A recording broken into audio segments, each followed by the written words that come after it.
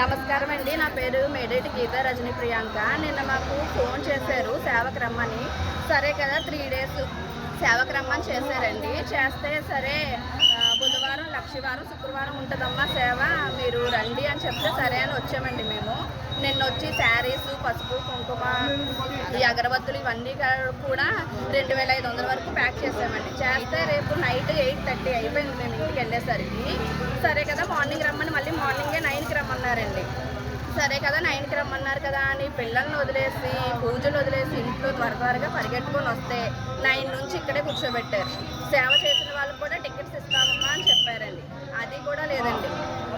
మేము 9 నుంచి మధ్యాహ్నం 1 గంట అవుతుంది, భోజనాలు కూడా ఇక్కడే అని చెప్పారు. భోజనాల గురించి పక్కన పెడితే మంచినీళ్ళు కూడా లేవండి.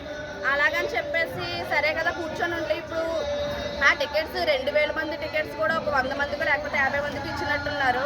వచ్చిన మమ్మల్ని అలాగే కూర్చోబెట్టారు కానీ ఒక మంచినీళ్ళు లేవు, టికెట్స్ లేవు, ఏమీ లేవండి. అసలు ఏమీ లేకుండా అలా కూర్చోబెట్టి వెళ్ళిపోండి అమ్మా, మళ్ళీ సాయంత్రం పిలుస్తాము, సేవకు వచ్చేయండి, లేకపోతే రేపు పిలుస్తామన్నారు. వచ్చిన వాళ్ళకి కొంచెం మంచినీళ్ళు లేకపోతే టికెట్స్ ఏయోటి ఇచ్చి పంపించాలి కదండి. మరి ఎంతమంది పిల్లలతో అది వచ్చి ఉంటారు.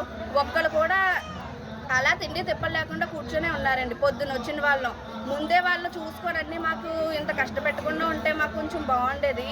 మరి వాళ్ళు ఇంత అలా చేశారంటే మాకు చాలా బాధగా ఉందండి. చాలా ఆడవాళ్ళ మట్టికి తిట్టుకునే మాత్రం బయటకు వెళ్ళారు. పద్ధతి బాగాలేదండి. ఈవో గారిని అడిగితే అలా వెళ్తున్నారు, ఇలా వెళ్తున్నారు, వచ్చేస్తున్నారు, గసరేస్తున్నారండి.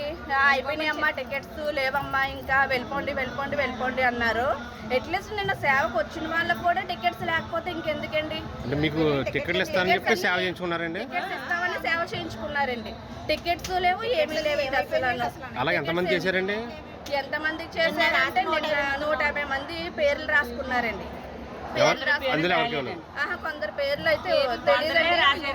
150 మంది మాత్రం పేర్లు రాశారండి. రేపు వచ్చేయండి అమ్మ అంటే వచ్చేవండి. మళ్ళీ ఈవినింగ్ రమ్మన్నారు. సరే దేవుడి పూజ కంటే సేవకైతే ఎవరైనా వస్తారు, అది మెయిన్ టికెట్ పరంగా కాదు కదండి. అలాగని చెప్పేసి ఇప్పుడు వచ్చి ఇవ్వలేదు. మేమందరం అలాగే పొద్దున్న నుంచి తిండి తిప్పలు మానేసి కూర్చున్నాం. వచ్చేసి మంచిలు కూడా లేవనికి బయటకు వెళ్ళిపోయామండి. ఇవాళ రమ్మన్నారండి, ఇవాళ రమ్మని చెప్తే వచ్చామండి.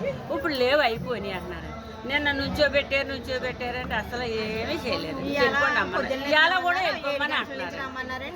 ఇగో వీళ్ళు ఉన్నారంటే ఇంకా అసలు ఉండొద్దమ్మా, వెళ్ళిపోండి మనుషుల మీద చెయ్యేసి మరీ దోచేస్తున్నారు. అందుకు ఇప్పుడు మళ్ళీ అందరం కలిపి మేము ఉంచున్నాము. ఇప్పుడు కూడా ఉండొద్దు, ఇంక అయిపోయి ఏమీ లేవు అమ్మ అనుకోండి, బయటకు వెళ్ళిపోమంటున్నారు.